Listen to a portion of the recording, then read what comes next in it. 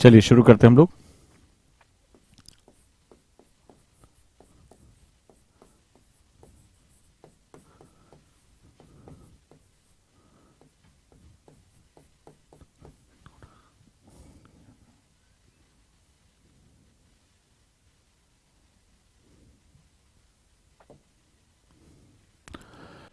तो how to prepare, हम तैयारी कैसे करें, ये बड़ा इंपॉर्टेंट हो जाता है।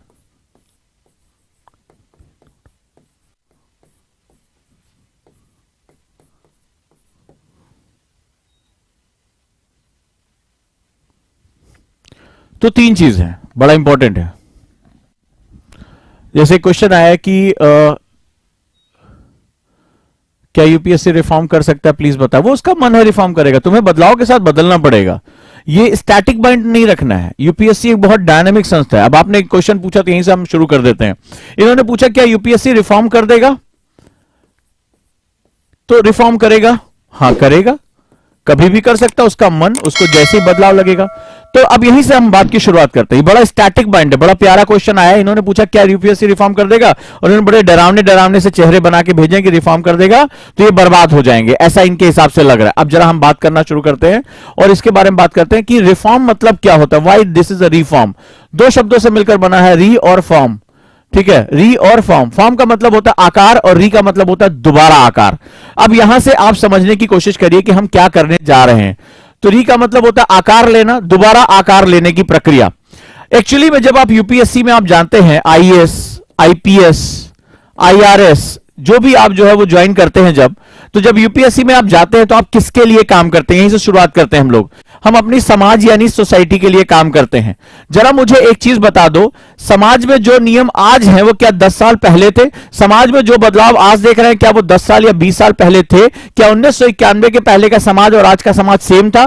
क्या इस तरह लोगों के हाथ में स्मार्टफोन हुआ करते थे, इस तरह से हर चीज इंफॉर्मेशन अवेलेबल थी, सूचनाएं फ्री डोमेन में अवेलेबल थी? क्या आज से 10 या 15 साल पहले यूट्यूब में इतनी फ्री में क्लासेस चला करती थी? आज आप मुझे बताएं, इतना जो है वो बदलाव, चाहे अच्छा हो चाहे बुरा हो, बदलाव दोनों तरह का होता है, चेंजेस आर बोथ टाइप। क्या इस समाज में गतिशीलता है या नहीं है, मुझे आप ये बताइए, हाँ या ना? आज जितने भी बिगिनर स्टूडेंट है, 25 में देना है, 26 में देना है, अगले साल देना है, इससे मुझे मतलब नहीं है। आज की मेरी ये बात अगर आप समझ गए, यूपीएससी में कभी भी आपको दिक्कत नहीं आएगी। मैं आपको ये लिखित देने को तैयार हूं। लेकिन अगर आप यूपीएससी जैसी परीक्षा का मर्म नहीं समझ पाए कि ये बेसिकली क्या चाहता है, आप जिंदगी भर दसियों टीचर लगा लीजिए, पढ़ाई करते रहिए, किताबें ले आइए, आपका सिलेक्शन बहुत मुश्किल हो जाएगा। तो आप ये समझिए कि इसका मर्म क्या, यूपीएससी चाहता क्या है। तो बेसिकली आपको सर्व किसके लिए करना है? सेवा, लोक सेवक कहा जाता है। क्या बोला जाता है? Public servant. इनको क्या बोला जाता है? Public servant. Public servant, public का means one who lives in the society. ये पब्लिक कौन होती है? ये समाज में रहती है।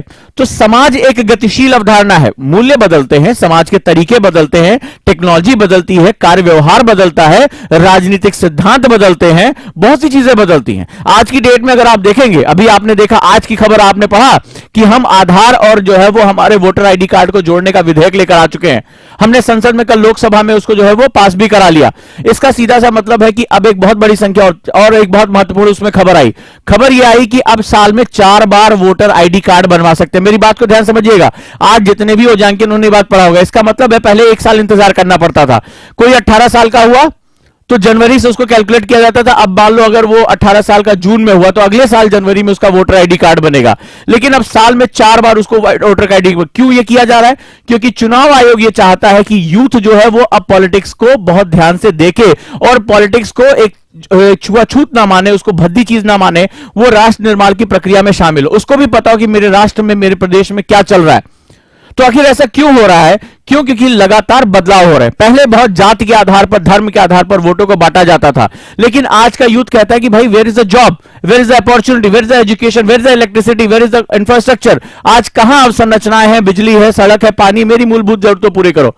मुझे इंफोटेनमेंट चाहिए। क्यों सिर्फ दिल्ली और मुंबई के लोगों को ही इंफोटेनमेंट, वाईफाई सुविधा, सड़क मिले, मेरे गांव में क्यों नहीं आ रहा है? मेरे चीजें क्यों नहीं? आज मैं सोशल मीडिया पर हर चीज समझ पा रहा हूं, देख पा रहा हूं। इसका मतलब है कि बदलाव इस समाज का एक मूलभूत गुण है। अब समाज की इस गतिशीलता, यानी समाज की गतिशीलता का मतलब है समाज की रिक्वायरमेंट बदल रही है। पहले किसी और, आज की डेट में पहले यह था कि भाई किसी भी तरीके से पीने का पानी मिल जाए, एक सड़क मिल जाए, कुछ घंटे बिजली मिल जाए। आज आप मुझे बताइए, आज आपकी रिक्वायरमेंट डाटा है या नहीं? हां या ना मुझे बोलिएगा। एक अच्छा वाईफाई या अच्छा डाटा, ताकि आप ऑनलाइन क्लासेस कर सकें। जरूरी नहीं कि आप दिल्ली जाएं, आप में से बहुत से बच्चे मुझे बिना दिल्ली में बैठे हुए सुन रहे होंगे, आप देश के अलग अलग हिस्सों में होंगे, लेकिन आज आपकी रिक्वायरमेंट डाटा या जो है वाईफाई या इंटरनेट की सुविधा अच्छी चाहिए क्या नहीं चाहिए? प्लीज मुझे बताएं। हां, क्लियर है? क्यों? आज से 10 साल पहले ये रिक्वायरमेंट नहीं थी। आज से 10 साल पहले तो ये होता था घर में एक टेलीफोन लग जाए, एक मोबाइल फोन आ जाए, बहुत बड़ी बात है।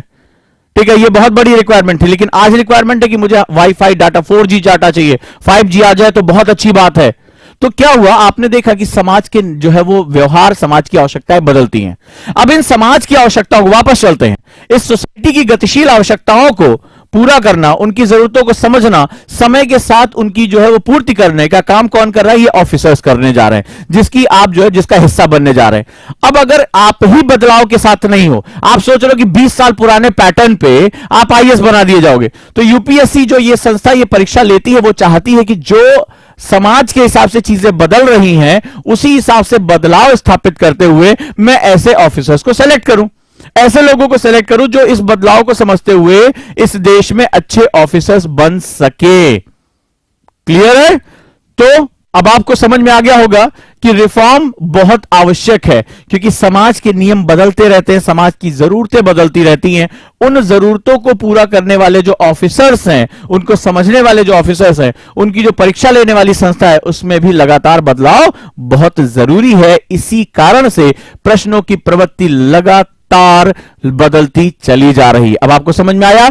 आपके हिसाब से यूपीएससी नहीं चलेगा, समाज के हिसाब से यूपीएससी परीक्षा के पैटर्न को बदलेगा। और आप में से जो लोग खुद को बदलने के लिए तैयार हैं, जो लोग बदलाव को आत्मसात करने के लिए तैयार हैं, जो बदलाव को अंगीकार करने के लिए तैयार हैं, जो चेंज को एक्सेप्ट करते हैं, उनका स्वागत है। और जो रिजिड है कि मैंने इतिहास में यही पढ़ लिया, भूगोल में यही पढ़ लिया, अब आगे बदलाव नहीं करूंगा, उनके लिए यूपीएससी की परीक्षा कहती है चलो निकलो यहां से, बहुत देर हो गई है। तो अब आपको समझ में आया कि किस तरह से हम लोग जो है वो बदलाव की तरफ लेकर चलते हैं। अब आ जाते हैं अगले पॉइंट पर। अगला पॉइंट ये कहता है तैयारी कब शुरू करें? तैयारी कब शुरू करें?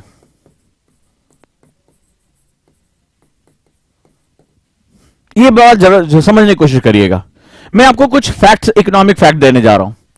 1991, आपको पता था 1991 आधुनिक भारत जो अभी हमारा खासतौर पे इकोनॉमिकल इंडिया है, जो हमारा मॉडर्न इंडिया है, 1991 हमारा एक थ्रेशोल्ड ईयर था। इसके बाद हमारी जो सामाजिक, हमारी जो वित्तीय, हमारी जो सोशल, इकोनॉमिकल, पॉलिटिकल, इन सब में हमें बहुत भारी परिवर्तन देखने को मिला। भारत एलपीजी की तरफ चला गया। ठीक है, ये आप समझने की कोशिश करिएगा कि मैं तैयारी में ये फैक्ट क्यों पढ़ा रहा हूं। इससे पहले एक बंद समाज के रूप में थे हम लोग, एक हमारे पास अपना एक सामाजिक दायरा हुआ करता था, हमारी एक खास जीवन पद्धतियां हुआ करती थी। 1991 के बाद से हम लिबरलाइजेशन, प्राइवेटाइजेशन और ग्लोबलाइजेशन में प्रवेश करते हैं, और धीरे धीरे हमारे मूल्यों में संक्रमण यानी कि जो है इन्फ्यूजन शुरू होता है, और धीरे धीरे पश्चिम के मूल्य, पश्चिम की चीजें, पश्चिम का बाजार, उनकी शॉपिंग पद्धतियां, उनका व्यवहार, ये सब टेलीविजन, वेब सीरीज, XYZ, धीरे धीरे हमारे समाज में परिवर्तन होना शुरू हो जाता है, आना। इसके बाद अगला परिवर्तन हमें सन 2000 में देखने को मिलता है, जब हम न्यू मिलेनियम में प्रवेश करते हैं।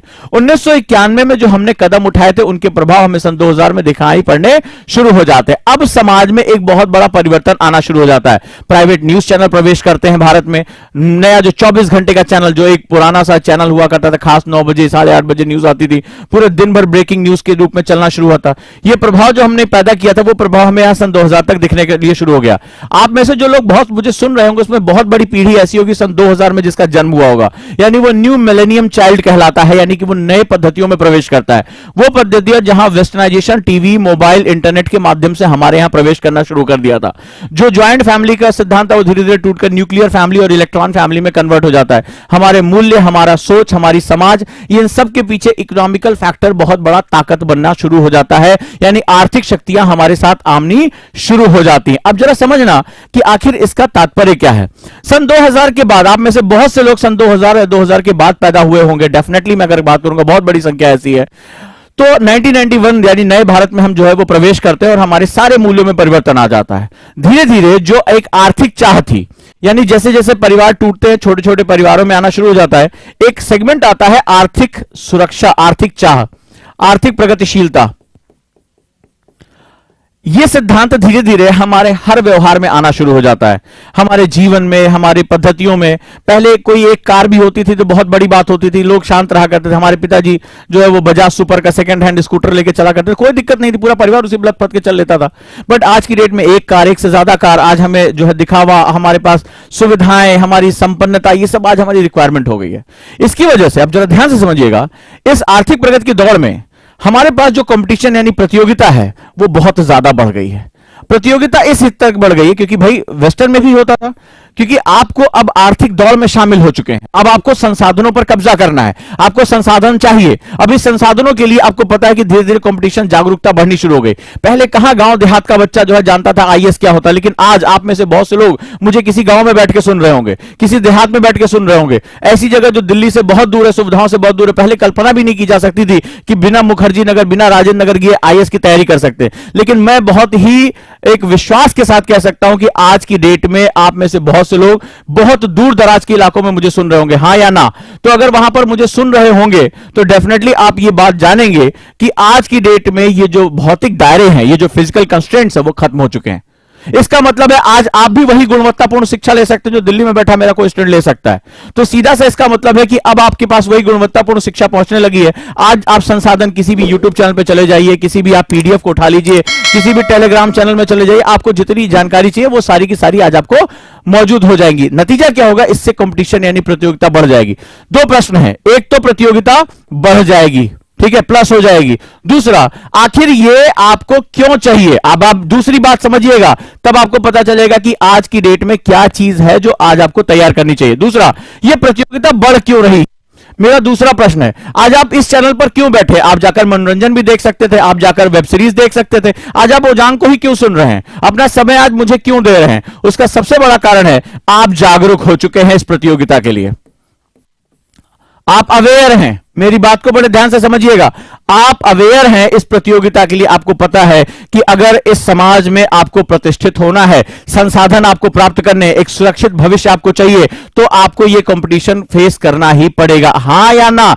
एग्जैक्टली यही बात है। तो इस कंडीशन में आज आप अवेयर हैं, आप जागरूक हैं, इसीलिए आप बढ़ती हुई प्रतियोगिता का सामना करने के लिए तैयार हैं। 1 घंटे आप एंजॉय कर सकते थे, आप जाकर जो है कहीं धूप में बैठ के सो सकते थे, लेकिन नहीं, आपने चुना कि आज आप ओजांग सर को सुनेंगे और उनके द्वारा बताई गई चीजों को समझेंगे। इसका मतलब है ये जो है, दोनों चीजें बहुत इंपॉर्टेंट हो चुकी हैं।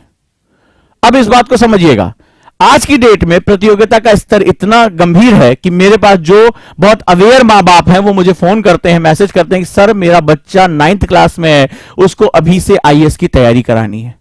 सर मेरा बच्चा 8वीं क्लास में है, हम इसको कौन सा सब्जेक्ट दिलाएं कि इसको तैयारी करनी। मेरे पास 10th क्लास के बच्चे फोन करते हैं कि सर मैं अभी 10th में गया हूं, 9th में गया हूं, मुझे अभी से आईएएस की तैयारी करनी है, बताइए क्या करें।